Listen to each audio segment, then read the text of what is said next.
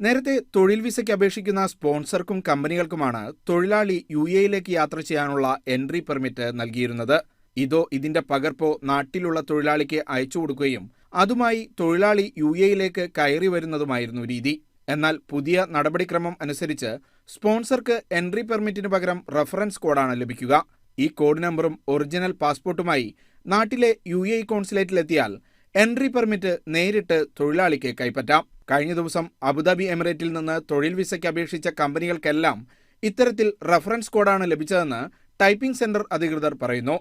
അത് ഇതുകൊണ്ട് ഉദ്ദേശിക്കുന്നത് മെയിനായിട്ട് വ്യാജ വിസ തടയുക എന്നുള്ളതാണ്. പല ആളുകളും എംപ്ലോയ്മെന്റ് വിസ എന്ന വ്യാജാന വിസിറ്റ് വിസയിൽ വരികയും പിന്നീട് ബുദ്ധിമുട്ടുണ്ടാവുകയും ചെയ്യുന്നുണ്ട്. ഇത് ഒഴിവാക്കാൻ വേണ്ടിയാണ്. ഇതുകൊണ്ട് മെയിനായിട്ട് മലയാളികൾക്ക് മെയിൻ ഒരു ഗുണം എന്താ വെച്ചാൽ തിരുവനന്തപുരത്തെ യുഎഇ കോൺസുലേറ്റ് വന്നതുകൊണ്ട് അവർക്ക് മറ്റുള്ള ചൂഷണങ്ങളിൽ നിന്ന് ഒഴിവാകാനും നേരിട്ട് വരാനും പറ്റും. അതേസമയം നടപടിക്രമങ്ങളിലെ മാറ്റം സംബന്ധിച്ച് ഔദ്യോഗിക അറിയിപ്പുകളൊന്നും പുറത്തു വന്നിട്ടില്ല. നേരത്തെ ഇന്തോനേഷ്യ, എത്യോപ്യ, ശ്രീലങ്ക എന്നിവിടങ്ങളിൽ നിന്നുള്ള തൊഴിലാളികൾക്ക് ഈ സംവിധാനം ഏർപ്പെടുത്തിയിരുന്നു. നാട്ടിൽ നിന്നുള്ള തൊഴിലാളികൾ യുഎഇയിൽ എത്തിയ ശേഷമായിരിക്കും മെഡിക്കൽ, എമിറേറ്റ്സ് ഐഡി തുടങ്ങിയ വിസ സ്റ്റാമ്പിംഗ് നടപടികൾ ആരംഭിക്കുക. Shino Shamsuddin, media 1, Dubai.